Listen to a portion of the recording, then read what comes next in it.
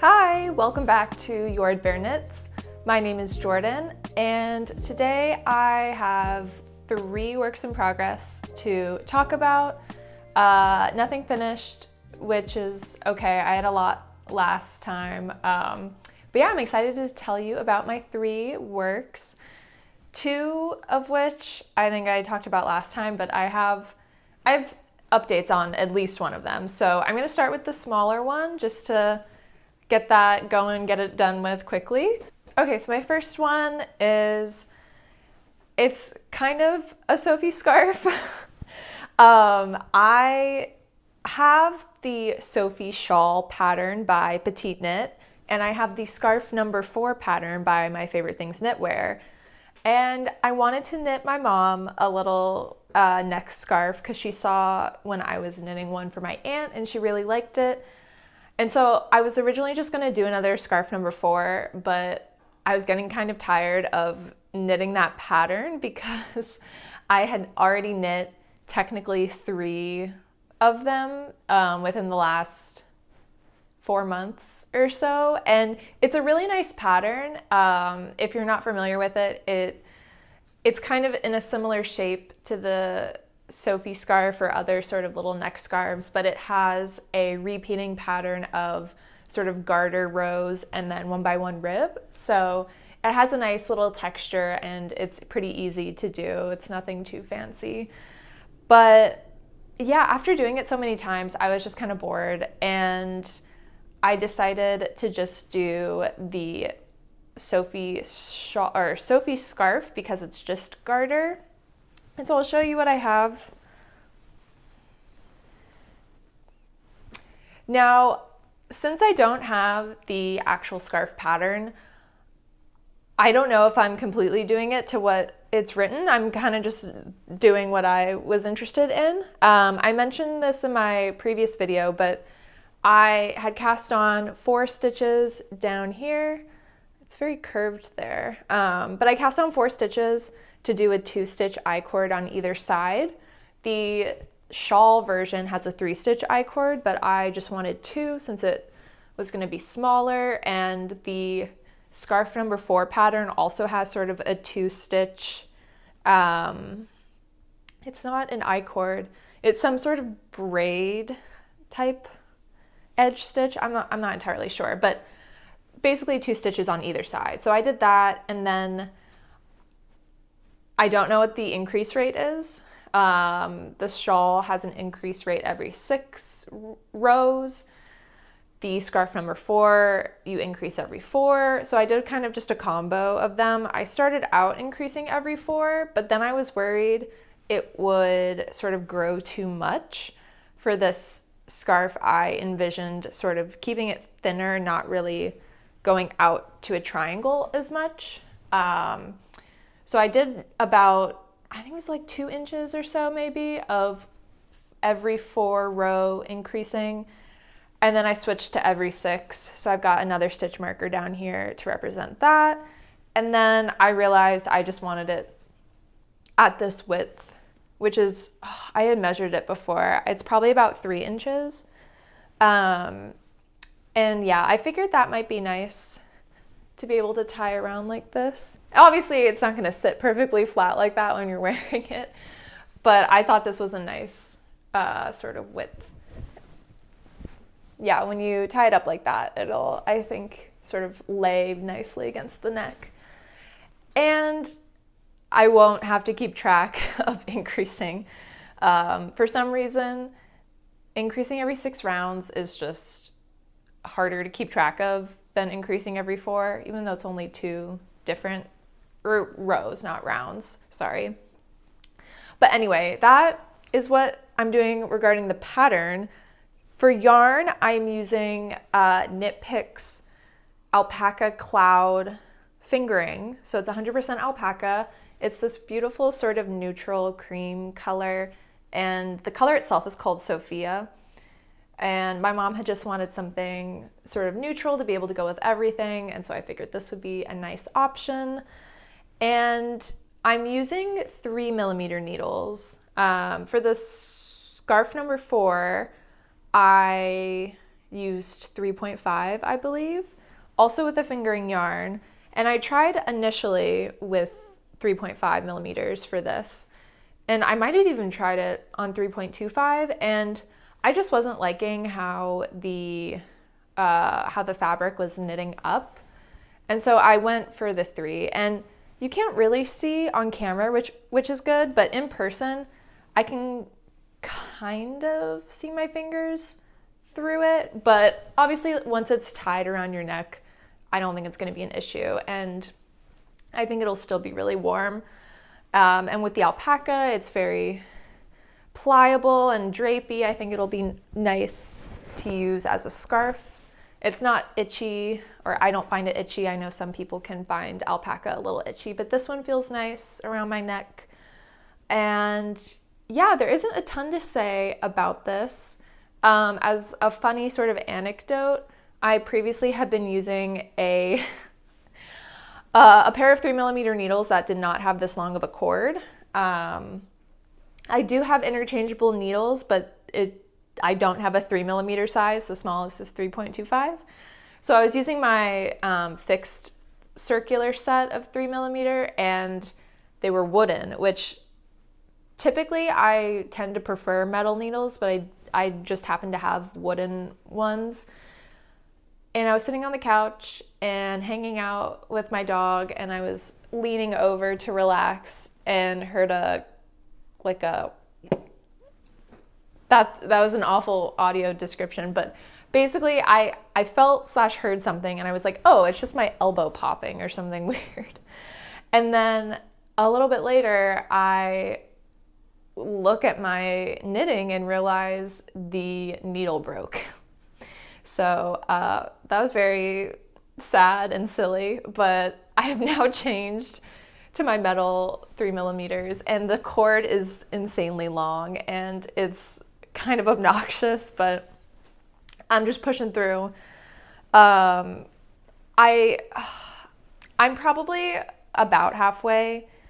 As you could probably tell when I was holding it around my neck, I could maybe tie this once.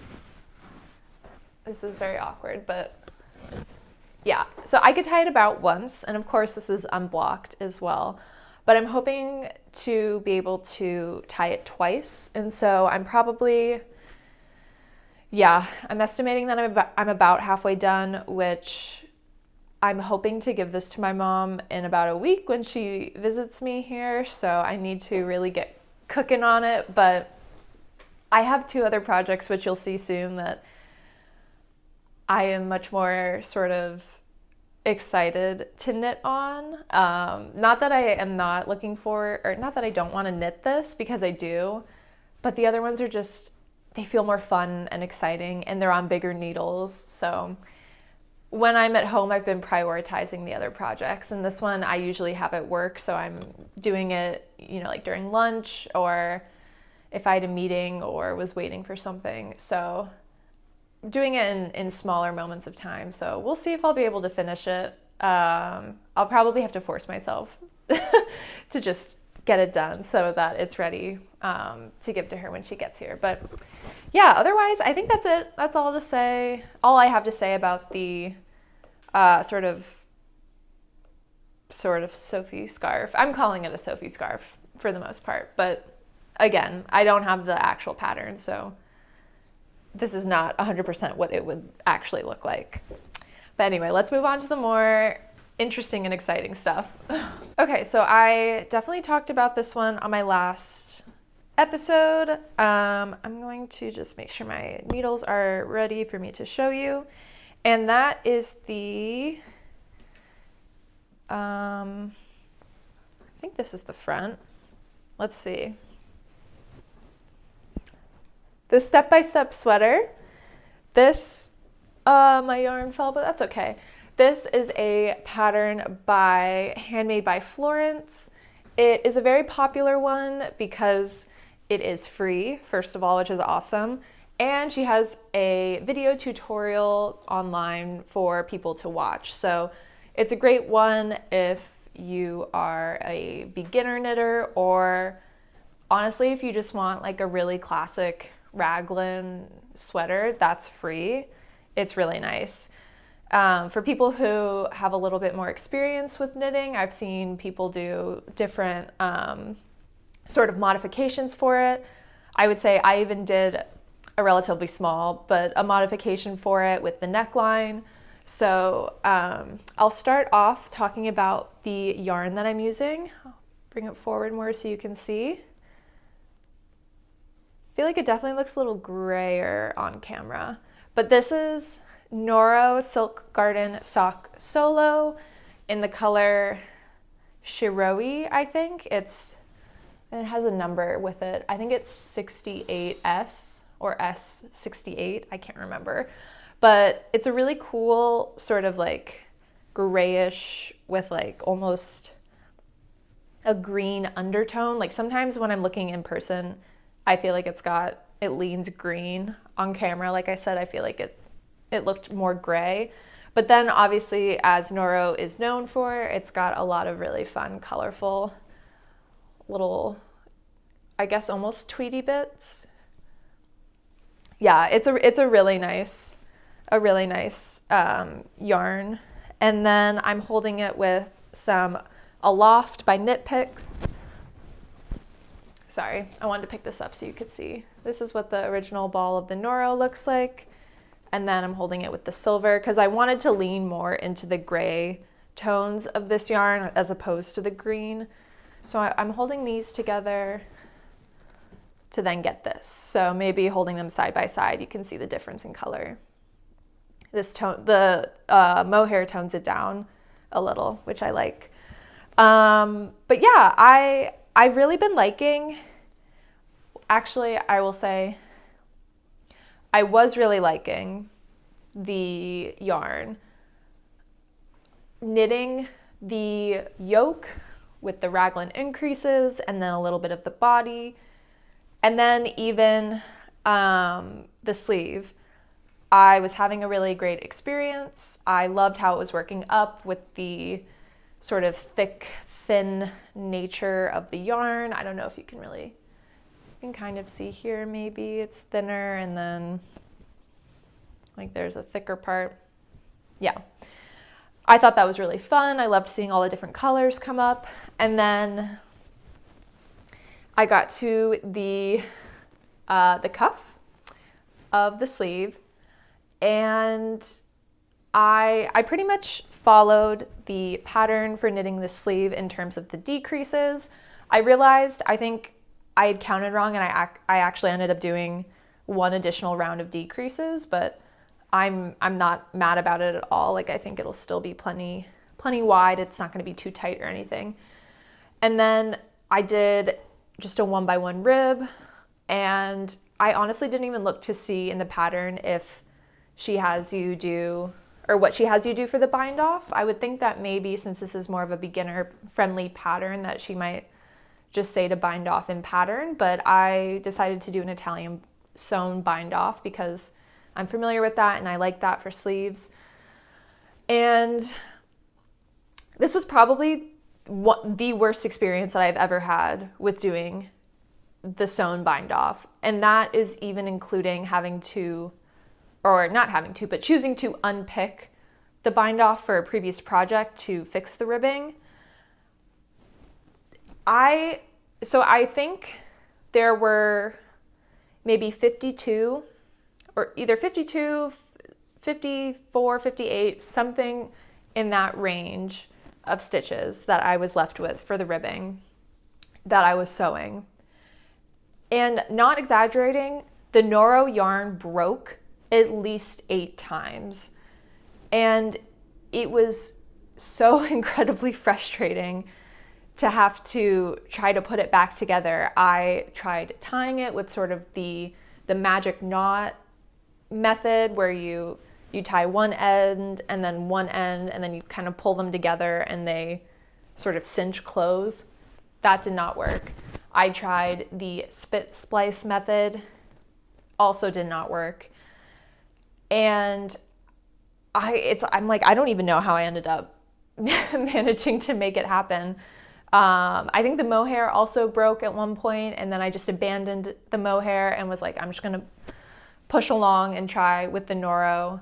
And yeah, I was almost brought to tears multiple times because of how frustrating it was, because it wouldn't break until I was starting to pull the little needle through one of the loops that you take off the knitting needle, if you're familiar with Italian bind off. And so it would be sort of at a critical point that the Noro was breaking, and it was so frustrating. I don't know if other people have had this experience with the Silk Garden Sock Solo. And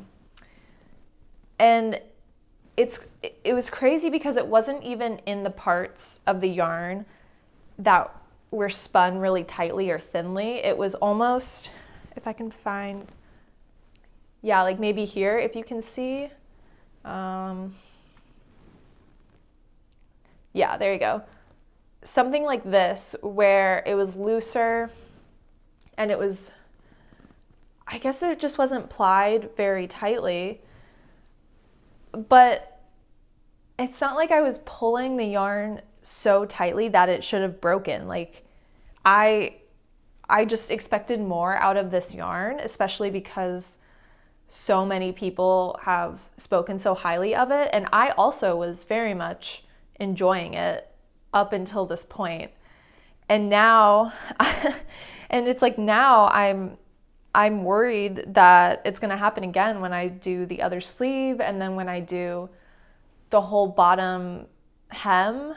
Like I was planning to, knit my ribbing and then Italian bind off the whole thing at the bottom. And if this happens again, I don't know what I'm going to do. I guess I'm just gonna have to be extra cautious and go slow. But yeah, I don't know. It was very annoying, and I knew I needed to talk about it, and I'm wondering if anyone else has knitted with this yarn, if you've also had this experience, or if this was just me. I don't know. But okay, moving on past that fact.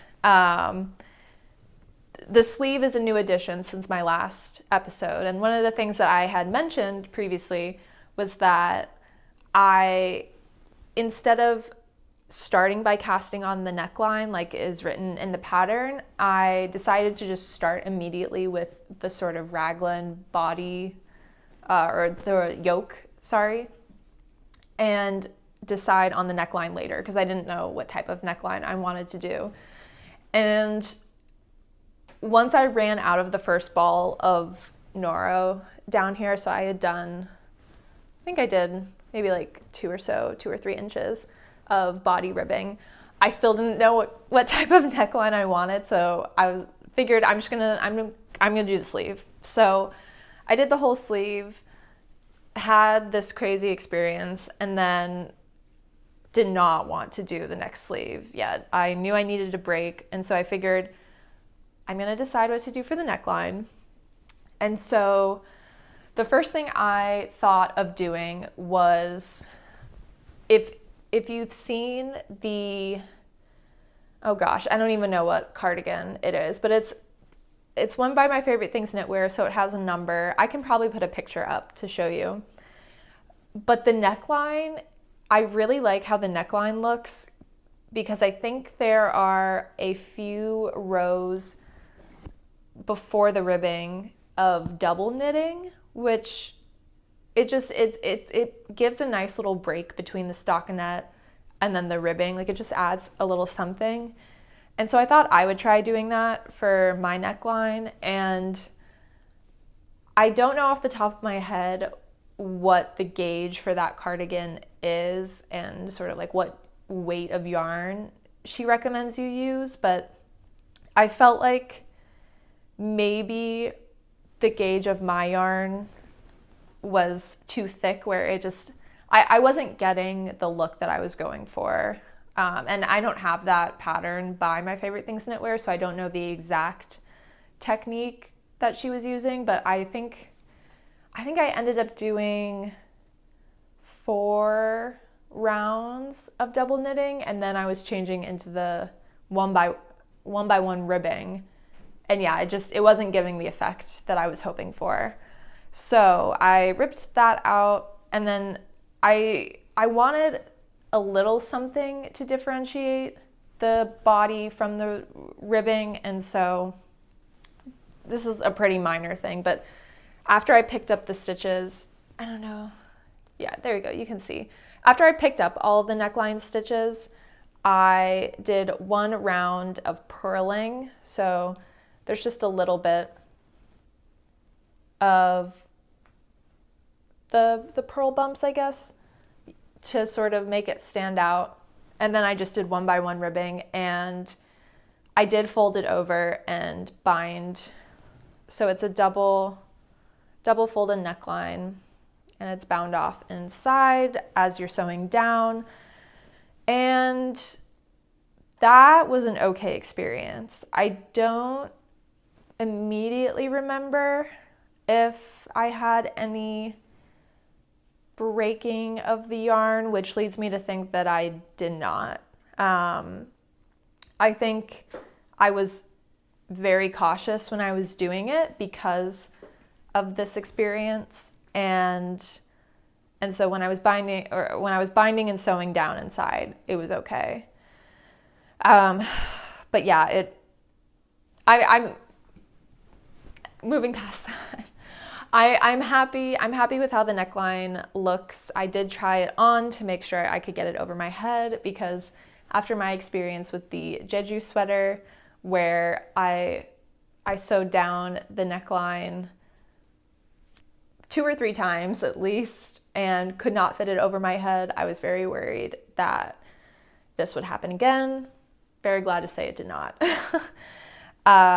But basically for my size, which I didn't even say, but I'm knitting a size C, which is the 3rd size. I picked up just every stitch that was here, because normally you would have started with the neckline and then cast on. So I picked up every stitch, and that worked well. Yeah, this was my first time doing the purl bump before, or the purl round before the ribbing, and I quite like how it looks.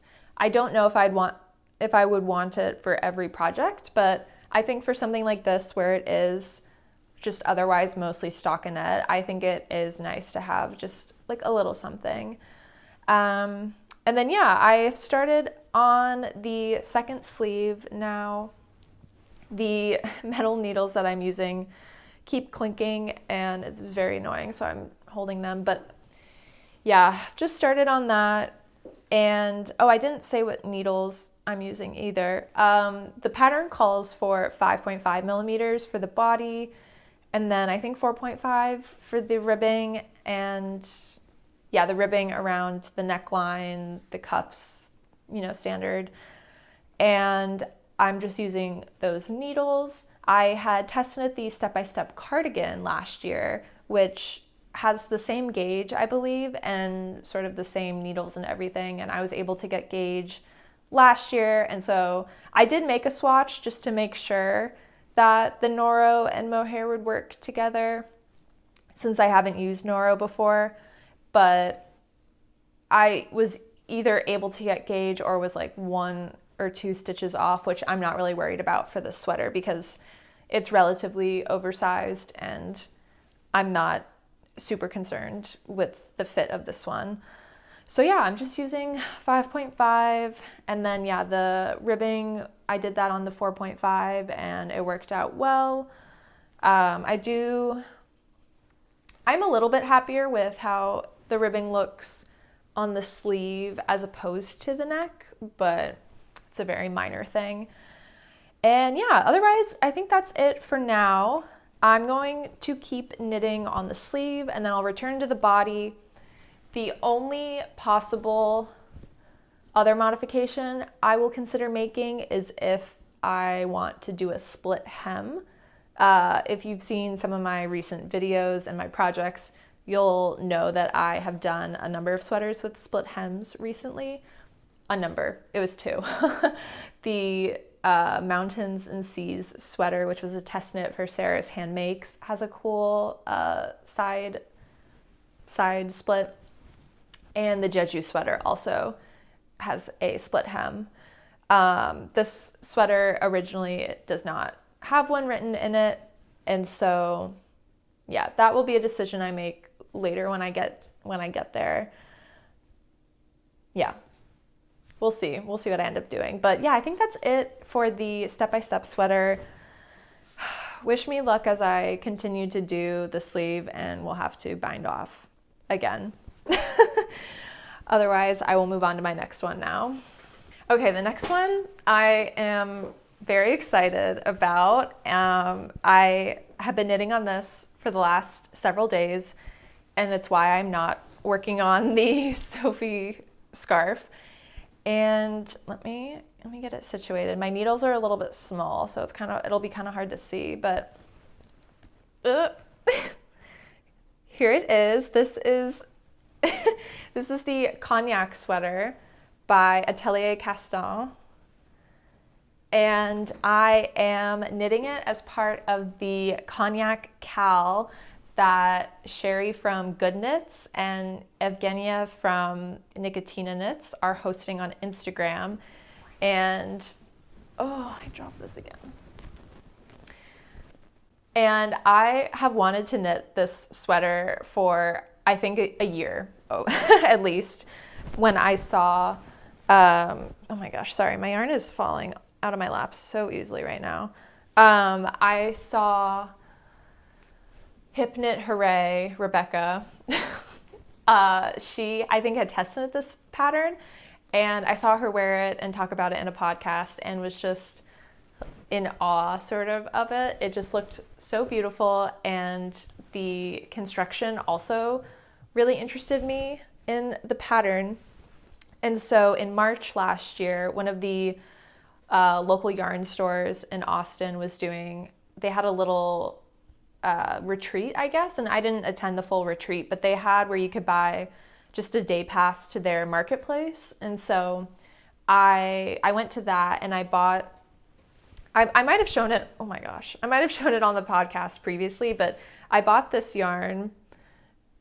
This is by an Austin dyer, Yarn Matter. Her name is Erin. I've also mentioned her yarn before, but this was where I was introduced to her yarn. And knowing that the Cognac sweater, for my size at least, only needed 2 skeins of a fingering weight yarn, it also is a great opportunity to try out a different hand-dyed yarn because you don't need to buy a ton of it. Like, you could get away with only buying 2 skeins. And so I was really excited to buy this.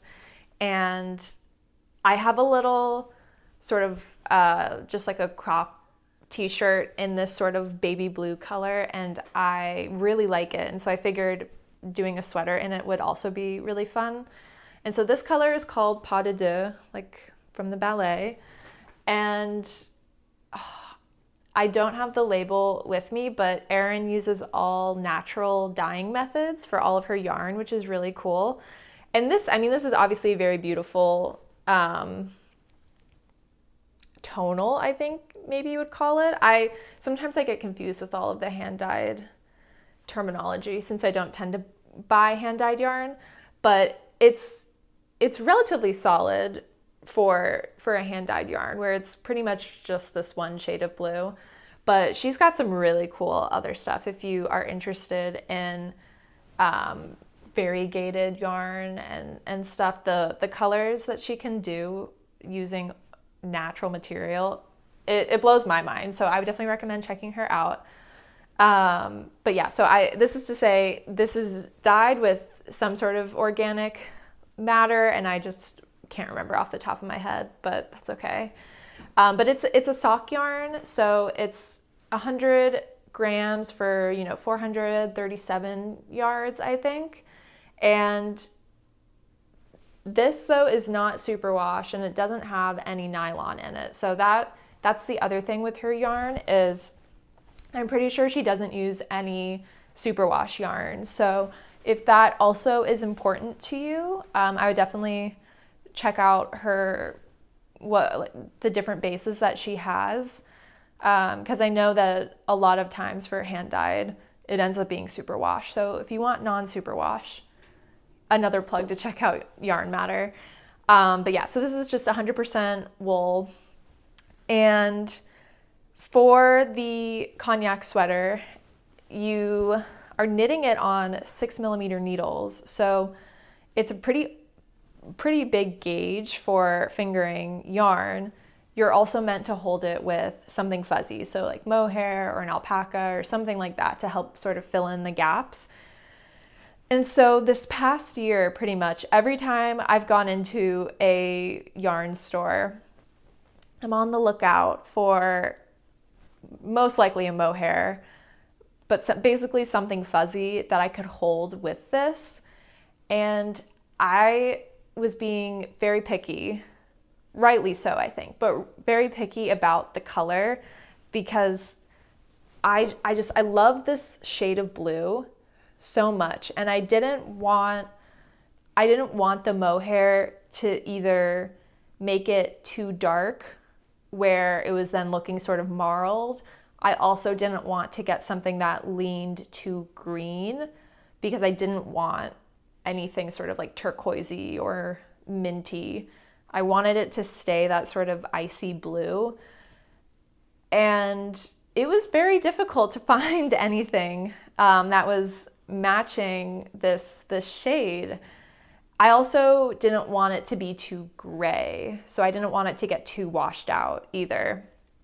And so I wasn't finding anything, and so that's part of why I just hadn't casted the pattern on until now. It's just because I hadn't found anything that I was happy or excited to hold with this. And so when I saw that there was going to be the cowl for it, I was like, oh my gosh, I would love to take part in this because I really do want to knit this pattern. And it was making me so sad to just see the 2 skeins of this yarn just sitting on my shelf. And so I did some research on some other mohairs or mohair alternatives, honestly, because the more that I have been using mohair, I don't mind it, but sometimes you just don't want it, right? Like sometimes it could be a little itchy, or it can make your pattern or your garment warm, which is great, but I didn't necessarily want that for this sweater. And so I came across the CaMaRose, I think that's how you say it, CaMaRose. I'm not entirely sure, but the Midnatssol yarn, which, oh my gosh, let me get another ball of it because I'm forgetting the composition. Okay. Oh my gosh, the label is really falling. Okay, so it is 54% baby alpaca, 36% lyocell, and 10% merino. So it's very fluffy, and it's got the fuzz from the alpaca. And then it's got, instead of a silk core, it's got lyocell, and then it's got a little bit of merino as well in it. So this is what the ball looks like. It's so soft as well. Like it's a joy to touch and to work with. Let me set that down. Okay. But yeah, nowhere near me was selling this yarn in person. So I pretty much just did a lot of Ravelry research in terms of looking at the different colors and people's pictures of what their garments looked like when they knit it. And there were actually 2 different colors I was looking at. One was called, I think, like Lysblå, which is ice blue, and then the one that I ended up getting was Lysblå, or light blue. And initially I had been wanting the ice blue because in my head this is very icy, and I needed 4 skeins of it for my size. And the yarn store that I was going to end up ordering it from only had 3 skeins of the ice blue, and at this point I was very committed to getting specifically this yarn. And so looking at the finished projects on Ravelry, I realized the light blue I think would still work with mine. And so I took a chance and I just ordered the 4 skeins. And when I first took it out of the package, I hope that's not too loud, my water heater just kicked on. But when I first took it out of the package, I was slightly worried that it was a little darker. And you can see when I hold them together, there is a slight difference in color, but I will show my actual work again if I can hold everything on my lap here. Together, I think they look amazing. Like, I'm not seeing any marling. It all blends very well.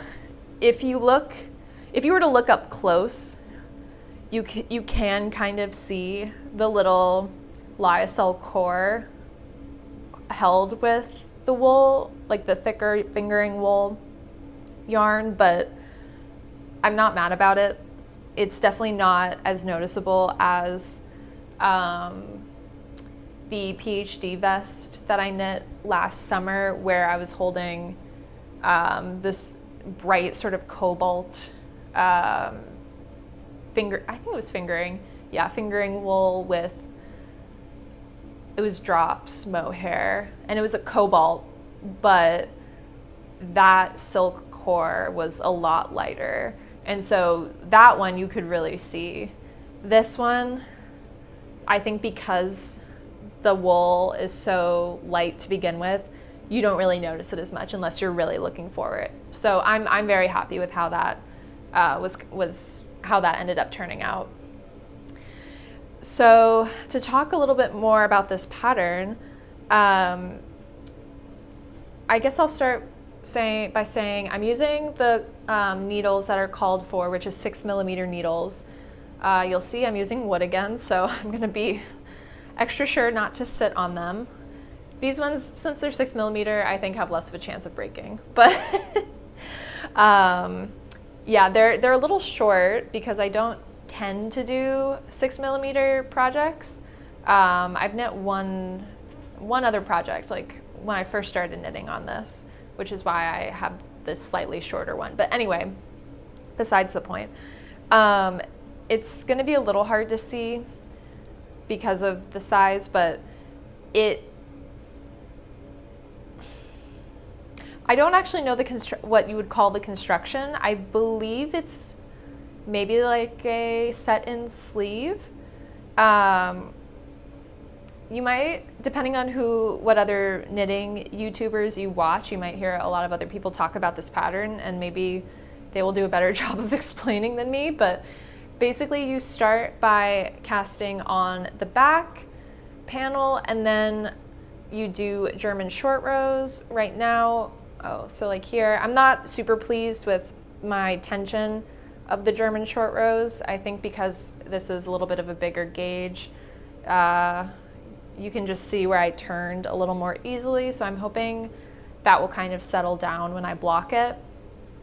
But so you do the German short rows to increase sort of at the shoulder seams, and then very interestingly, you pick up on the right side.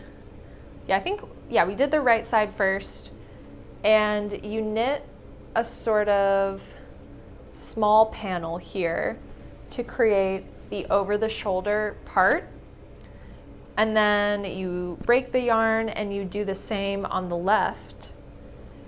But here you don't break the yarn, and you then pick up, actually let me show you here, you pick up the stitches along the side of the little panel that you just knit, join it with the back panel, because you had left those stitches on hold.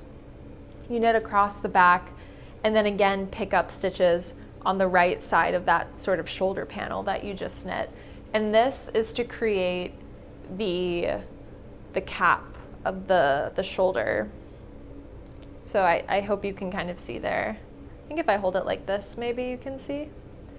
But yeah, I had never done that before. I have knit what was I doing? Oh, last summer when I was trying to knit a short-sleeved blouse number 1 by My Favorite Things Knitwear, that one I think also technically has a set-in sleeve, sort of, or contiguous. I don't know, but it also is sort of set in, but the construction is different. You are creating the shoulder seam there through increases, so you're just increasing along sort of a center seam, not technically a seam, but you're increasing along here out, versus this, you were specifically knitting a little panel here that then will continue down into the front. And I thought it was really cool.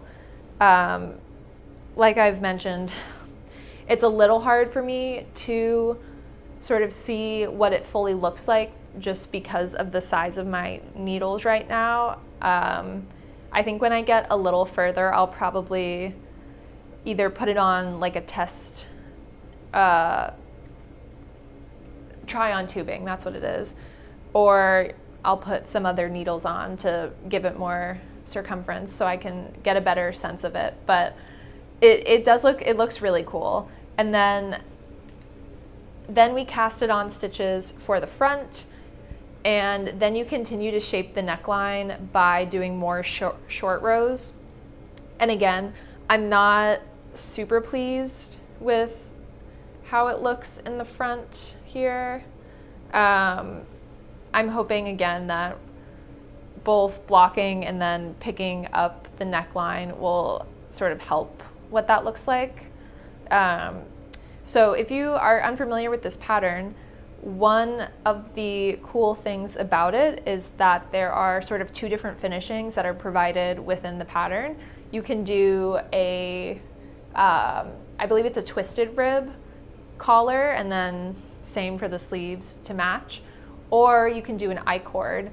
And I think Rebecca with Hip Knit Hooray, she did the I-cord, and so I saw that one first.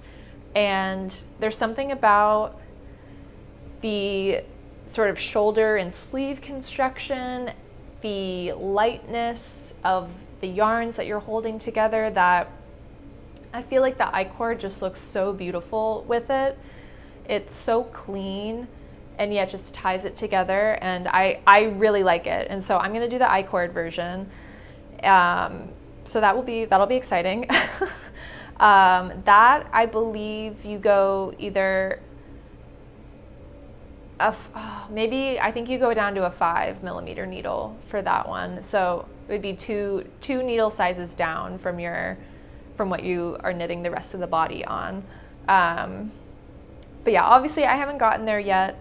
I am probably, I don't know, I might try the I-cord out once I split for sleeves. Either that, or I'll see how far I get with this ball of the Midnatssol. As you can see, I've got a ton of this left. I'm starting to get towards the end of this ball.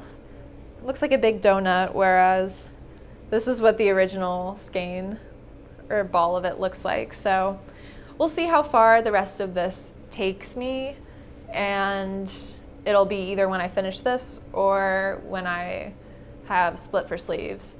Honestly, now that I'm saying it, I'm probably just gonna finish this and then try the I-cord, because generally that's what I like to do. Finish one ball and then move on to another part of the pattern. But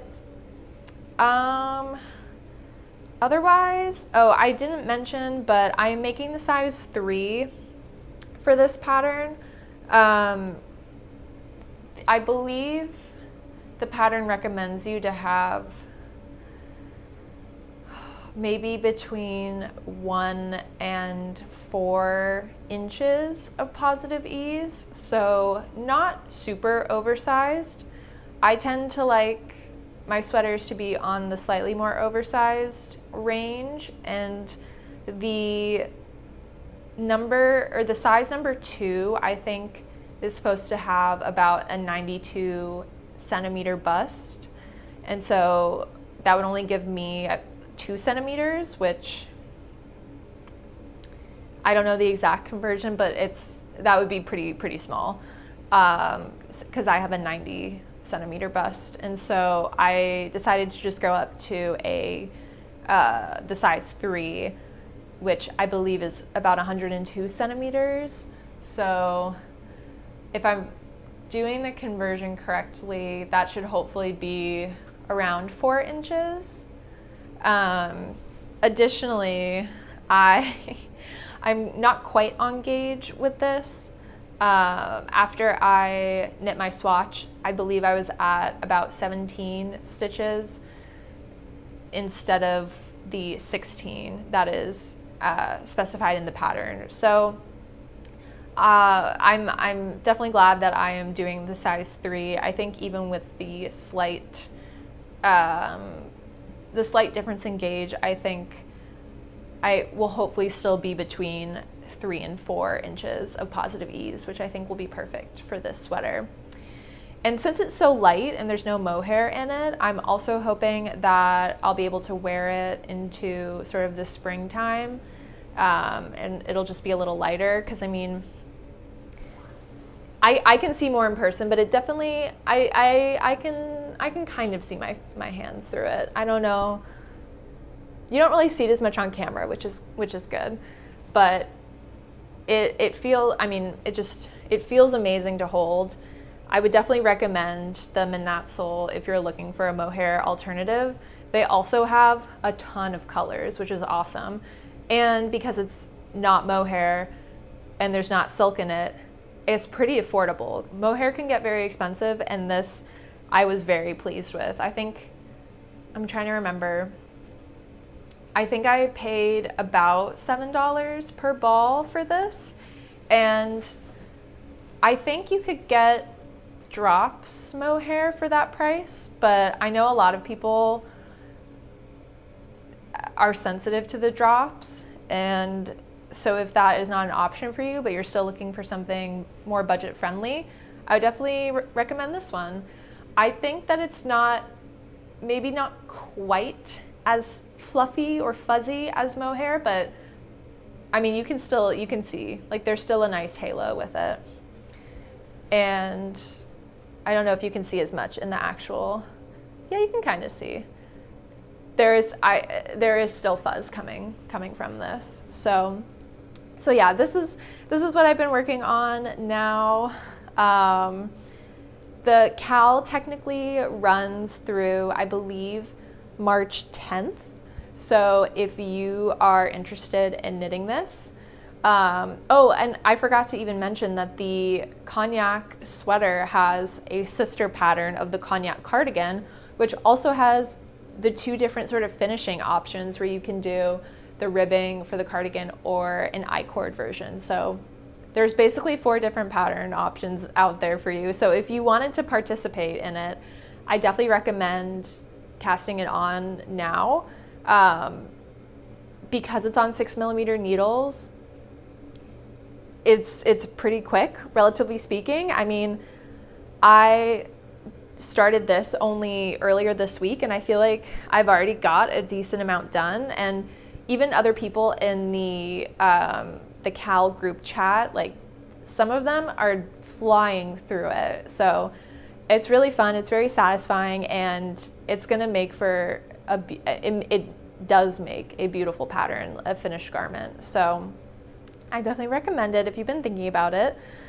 But otherwise, that's it for me. Hopefully this episode wasn't too long. I know my one last week was pretty long, so this one with only 3 projects should hopefully be a little shorter. But yeah, thank you guys so much for stopping by, hanging out, and I hope everyone's knitting is going well, and that if you are somewhere very cold, that you have been surviving. It already was almost 80 Fahrenheit here, which was very sad, but it will hopefully get a little colder again. So yeah, see you all next time, and take care. Bye.